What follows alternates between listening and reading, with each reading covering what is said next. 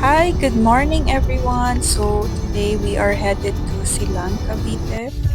Here we are just exiting Calac. So this is the first stop. This is a store that sells boulders or yung mga rocks or tiles na pwede nyo gamitin for landscaping.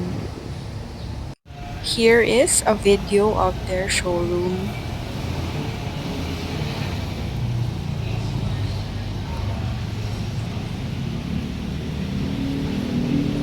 So, ganito, pag kailangan nyo ng parang walkway, yung mga boulders, mga tiles para sa inyong garden or lawn, dito siya.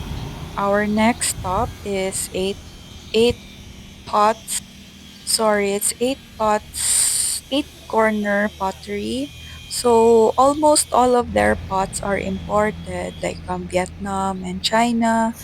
So some pots would go as high as 75,000 and probably much more. So some of these spots, mga 5,000. I'm not sure kung merong tag 1,000. So ito lang Mm. yung different pots. So what I like about this place is it reminds me of a Balinese resort. Yan, very peaceful and elegant.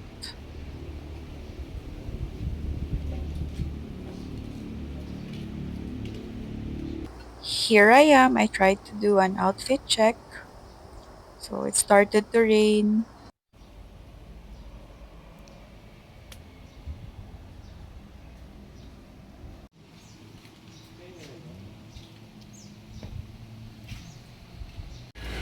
So this is the next store. It's HMB Home Design. So they also sell pots, big gawa.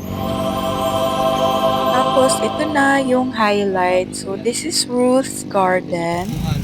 And Ruth's Garden is so far my favorite store. Dito namin nabili yung mga male flores namin. Ayan, sobrang ganda.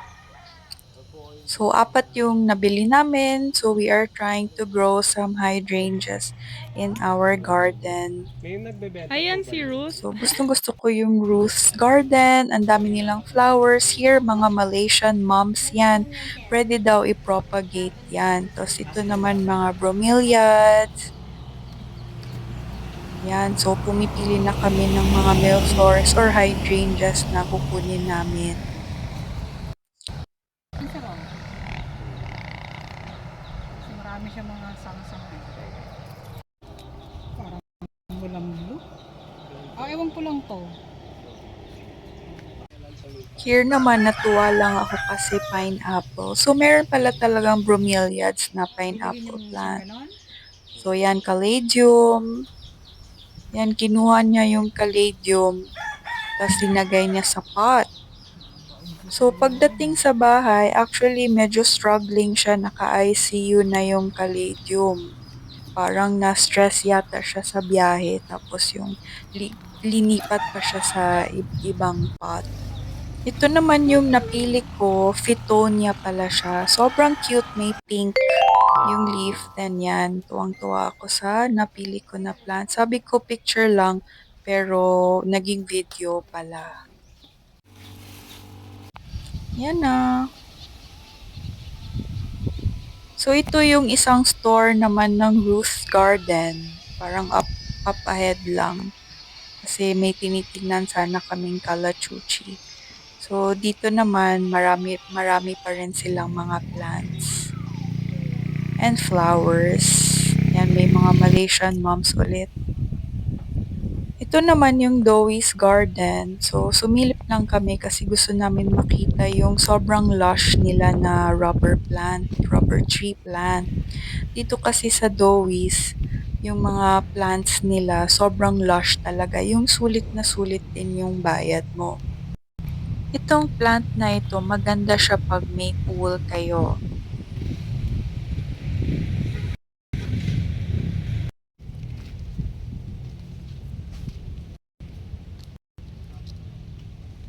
So far, dito kami bumibili ng mga pots, tapos mga garden Sa tabi ng store na yon merong nagbebenta ng mga herbs, may rosemary sila, tas mga talong, eggplant. On the way to Javen's Garden. Kung hindi naman Javen's Garden, pwede i-search yung Rebecca's Garden.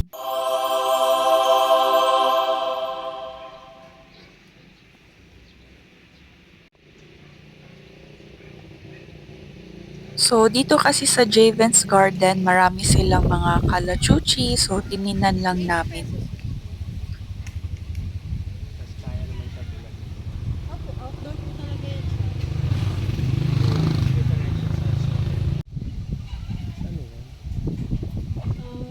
Red Eugenia, kaya lang nagkaroon siya. Sakit yata ako.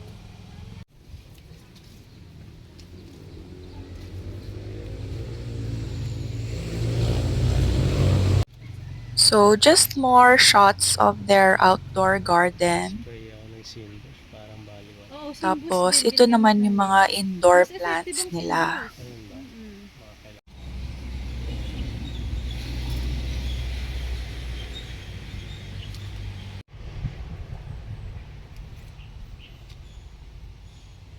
Do you see something that you like? Sobrang ganda ng mga Babe, ano plants yan, babe? nila. Kalachuchi ba yan na maliit?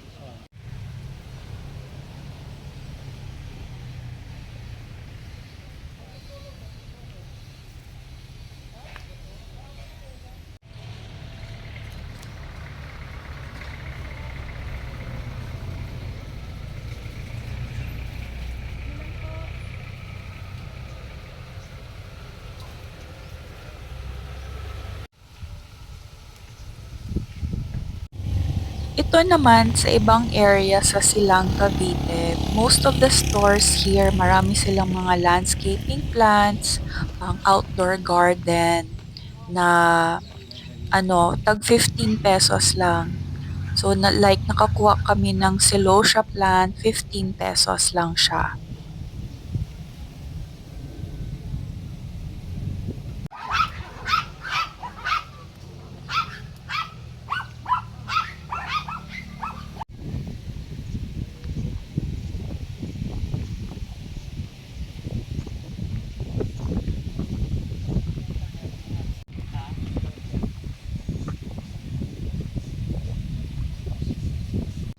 Ito naman yung salvia na pinag-isipan pa namin pero the next time we go back, kukuha na kami.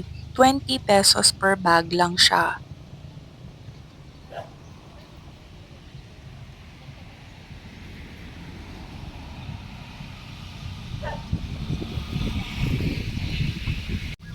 Ito naman yung ibang mga garden na dinaanan namin. So, iba't ibang garden nito, iba rin yung mga halaman na binibenta nila.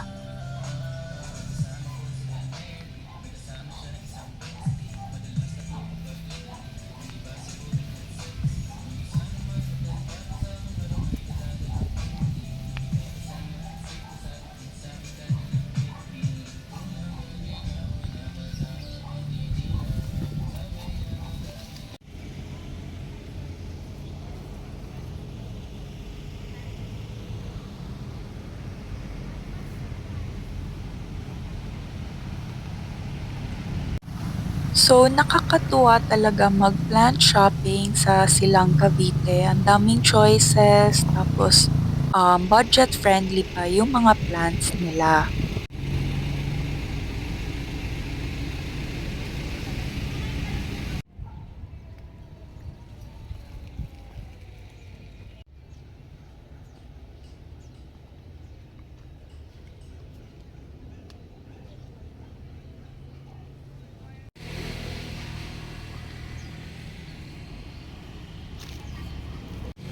Okay, so until next time guys, please hit like and subscribe for more plant videos. Bye!